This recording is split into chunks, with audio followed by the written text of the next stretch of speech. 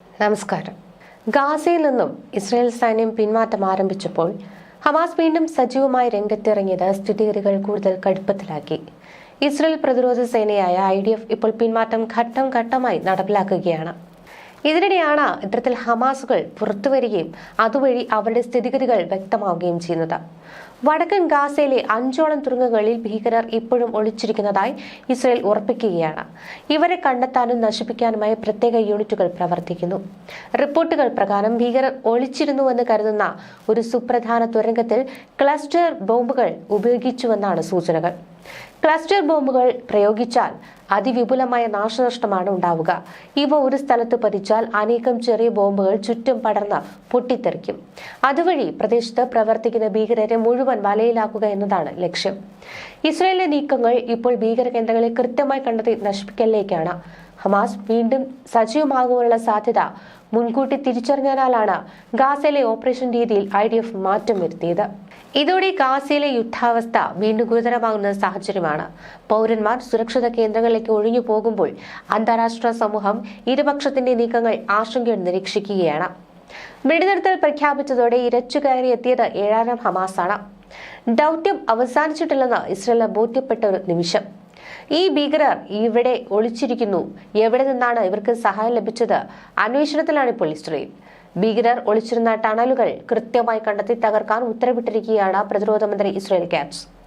ഒന്നുകിൽ ടണലുകളിൽ നിന്ന് ഭീകരരെ പുറത്തേക്ക് എത്തിക്കണം, അല്ലെങ്കിൽ ടണലിട്ട് തന്നെ തീർക്കണം. വിഷപ്പുക പ്രയോഗിക്കുക പോലെയുള്ള വഴികൾ അതിനുള്ളൂ. ഇസ്രായേൽ ക്ലസ്റ്റർ ബോംബ് പ്രയോഗിച്ചുവെന്നാണ് ഹമാസ് ആരോപിക്കുന്നത്. എന്നാൽ ഇതിനോട് പ്രതികരിക്കാൻ ഇസ്രായേൽ തയ്യാറായിട്ടില്ല. വെടിനിർത്തൽ കരാർ അവതാളത്തിലാക്കാനും ബന്ദിമോചനം അട്ടിമറിക്കുവാനും ഹമാസ് നടത്തുന്ന നീക്കമാണിതെന്നാണ് ഇസ്രായേൽ തിരിച്ചടിക്കുന്നത്.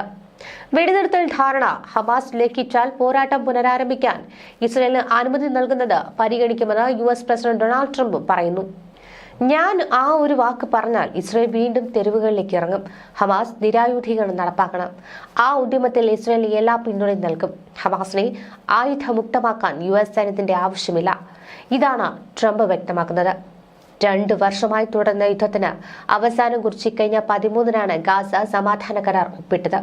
ഈജിപ്തിലെ ഷാം എൽ ഷെയ്ഖിൽ ട്രംപിന്റെയും Egypt president Abdul Fattah al സിസിയുടെയും അധ്യക്ഷതയിൽ 20ഓളം ലോക നേതാക്കൾ പങ്കെടുത്ത ഉച്ചകോടിയിലാണ് സമാധാന കരാർ ഒപ്പിട്ടത്. കരാർ പ്രകാരം ഇസ്രായേൽ സൈന്യം പിൻവാങ്ങിയതോടെ ഗാസയിൽ പിടിമുറുക്കിയ ഹമാസ് വിമത വിഭാഗത്തിൽപ്പെട്ട 7 പേരെ തെരുവിൽ പരസ്യമായി വെടിവെച്ച് വീഴ്ത്തിയിരുന്നു. ഇതിന് പിന്നാലെയാണ് കരാർ പ്രകാരം ഹമാസ് നിരായുധീകരണം നടപ്പാക്കണമെന്ന് ആവശ്യപ്പെട്ടത്. ഹമാസിനെ ഘട്ടം ഘട്ടമായി കൊന്നൊടുക്കുക എന്ന നീക്കത്തിലേക്കാണ് ഇസ്രായേൽ കടന്നിരിക്കുന്നത്. ഇസ്രായേൽ ക്ലസ്റ്റർ ബോംബുകൾ പ്രയോഗിച്ചോ എന്ന് ഉറ്റുനോക്കുകയാണ് ലോകരാജ്യങ്ങളും. ഒട്ടേറെ ചെറുബോംബുകൾ അടങ്ങിയതാണ് ഈ ക്ലസ്റ്റർ ബോംബ്. ഇത് കരയിൽ നിന്നോ സമുദ്രോപരിതലത്തിൽ നിന്നോ ആകാശത്തു നിന്നോ പ്രയോഗിക്കാം. ലക്ഷ്യത്തിലെത്തും മുൻപ് പൊട്ടി ഉള്ളിലുള്ള ബോംബ്ലെറ്റുകൾ പലയിടത്തായി വീണ് പൊട്ടിത്തെറിക്കും. വലിയൊരു ഭീകരമായ നാശനഷ്ടമുണ്ടാക്കുവാൻ ഇതിന് കഴിയും. ഒരു ക്ലസ്റ്റർ ബോംബിൽ 2000ഓളം ബോംബ്ലെറ്റുകൾ വരെ ഉണ്ടാകാറുണ്ട്. ആക്രമണശേഷം ഈ ബോംബ്ലെറ്റുകളിൽ 40% വരെ പൊട്ടാതെ അവശേഷിക്കുമെന്നാണ് വലിയ ഭീഷണി. നിലത്ത് വീണ് പൊട്ടാതെ കിടക്കുന്ന ബോംബ്ലെറ്റുകൾ കുഴിബോംബുകളെ പോലെ അപകടകാരികളാണ്. 2ാം ലോക മഹായുദ്ധകാലത്ത് അമേരിക്ക, റഷ്യ, ഇറ്റലി എന്നിവരാണ് ക്ലസ്റ്റർ ബോംബ് സാങ്കേതിക വിദ്യ വികസിപ്പിച്ചെടുത്തത്. അന്നിത് വ്യാപകമായി ഉപയോഗിക്കുകയും ശേഖരിച്ചു വെക്കുകയും ചെയ്തു. ഒരേ സമയം കൂടുതൽ സൈനിക സന്നാഹങ്ങൾ തകർക്കുക എന്നതായിരുന്നു ഇതുകൊണ്ട് ഉദ്ദേശിച്ചിരുന്നത്. ടാങ്കുകൾ വ്യാപകമായി തകർക്കുവാനോ സൈനികരെ കൂട്ടത്തോടെ കൊന്നൊടുക്കുവാനോ പരിക്കേൽപ്പിക്കുവാനോ ഒക്കെ ക്ലസ്റ്റർ ബോംബുകൾ ഉപയോഗിച്ചു പോന്നു. ഇത് സാധാരണക്കാർക്കടക്കം വിനാശകരമായ തിരിച്ചടി ഉണ്ടാക്കുമെന്നതുകൊണ്ട് തന്നെ പല രാജ്യങ്ങളും ഇതിനെ നിരോധിച്ചിട്ടുണ്ട്. ഹമാസിന്റെ അവശേഷിക്കുന്ന ടണലുകൾ നശിപ്പിക്കുക എന്ന ഉദ്ദേശത്തോടെയാണ് ക്ലസ്റ്റർ ബോംബുകൾ ഇസ്രായേൽ പ്രയോഗിച്ചതെന്നും ആരോപണങ്ങൾ വരുന്നുണ്ട്. എന്നാൽ ഒന്നിനും കൃത്യമായ സ്ഥിരീകരണം വന്നിട്ടില്ല. ഒരു വലിയ പ്രദേശത്തെ ടാങ്കുകൾ, സൈനിക ട്രൂപ്പുകൾ, അടിസ്ഥാന സൗകര്യങ്ങൾ എന്നിവയെല്ലാം ഇത് പൂർണ്ണമായി നശിപ്പിക്കും. ഹമാസിന്റെ ടണലുകൾ നശിപ്പിക്കാൻ തുനിഞ്ഞിറങ്ങിയ ഇസ്രായേലിന് ഇതുവരെ പൂർണ്ണമായും അത് സാധ്യമായിട്ടില്ല.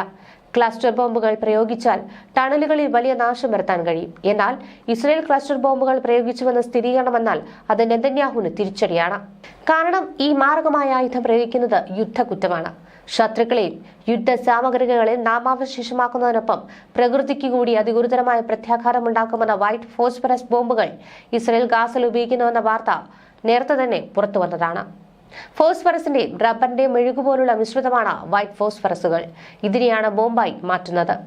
അന്തരീക്ഷത്തിൽ എത്തിയാൽ 800 ഡിഗ്രി സെൽഷ്യസ് മുതൽ 2500 ഡിഗ്രി സെൽഷ്യസ് വരെയുള്ള താപനിലയിൽ കത്തിജ്വലിക്കും.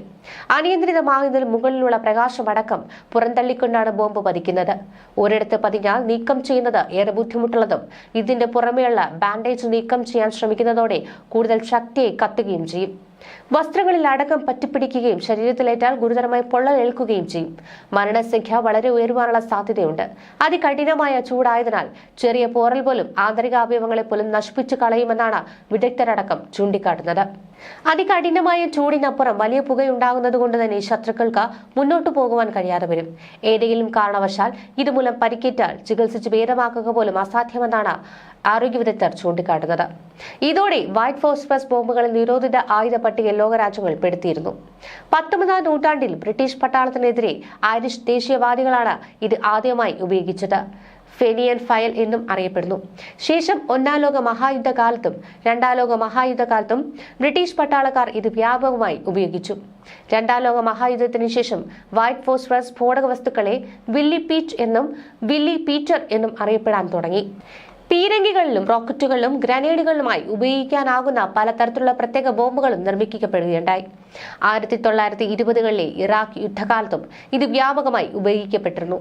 വിയറ്റ്നാം യുദ്ധകാലത്ത് അമേരിക്കൻ പട്ടാളവും 1ഉം 2ഉം ചെച്ചൻ യുദ്ധകാലത്ത് റഷ്യയും ഈ വിനാശകരമായ ബോംബുകളെ ഉപയോഗിച്ചു.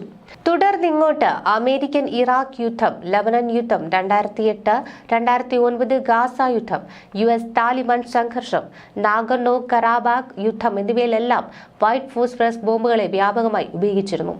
ഇത് വലിയ ആൾനാശങ്ങൾക്കും പരിക്കിനും വഴിയൊരുക്കുകയും ചെയ്തു. ഇതിനിടെ തന്നെ ഇസ്രയേൽ വിട്ടുകൊടുത്ത 90 ഫലസ്തീനിയുടെ മൃതദേഹങ്ങളിൽ പലതിലും ക്രൂരമർദ്ദനത്തിന്റെ പാടുകളുണ്ടെന്ന റിപ്പോർട്ടുകൾ പുറത്തു വന്നിരുന്നു. പീഡനത്തിന്റെ തെളിവുകളാണിത്. വധശിക്ഷ, വെടിയേറ്റ പാടുകൾ തുടങ്ങിയവ ഈ മൃതദേഹങ്ങളിൽ കാണാമെന്നാണ് റെഡ് ക്രോസിൽ നിന്നും മൃതദേഹങ്ങൾ ഏറ്റുവാങ്ങിയ ഖാൻ യൂണിസിലെ നാസർ ആശുപത്രിയിലെ ഡോക്ടർമാർ പറയുന്നത്. മൃതദേഹങ്ങളിലൊന്നും തിരിച്ചറിയാൻ സാധിക്കുന്ന രീതിയിലല്ല എന്നാണ് ഡോക്ടർമാർ വ്യക്തമാക്കുന്നത്. മൃതദേഹങ്ങളിൽ പലതും കണ്ണുകെട്ടിയിരുന്നു. കണ്ണുകൾക്കിടയിൽ വെടിയേറ്റുന്ന പാടുകളുമുണ്ട്. മിക്കവരും വധശിക്ഷയ്ക്ക് വിധേയരായവരാണ്. ശരീരത്തിലെ മുറിവുകൾ തെളിയിക്കുന്നത് കൊല്ലപ്പെടുന്നതിന് മുൻപ് അവർക്ക് മർദ്ദനമേറ്റുവെന്നാണ്. കൊല്ലപ്പെട്ടതിനു ശേഷവും അവരോട് ക്രൂരത കാട്ടിയതിന്റെ തെളിവുകൾ മൃതദേഹത്തിലുണ്ട് എന്നാണ് ഡോക്ടർ അഹമ്മദ് അൽ ഫത്ത പറയുന്നത്. തിരിച്ചറിയൽ രേഖകളില്ലാതെയാണ് ഇസ്രയേൽ സേന ഈ മൃതദേഹം വിട്ടുകൊടുത്തതെന്നും ആക്രമണങ്ങളിൽ നശിച്ച ഗാസയിലെ ആശുപത്രിയിൽ DNA വിശകലനം നടത്താനുള്ള സംവിധാനമില്ലെന്നുമാണ് അദ്ദേഹം കൂട്ടിച്ചേർത്തത്.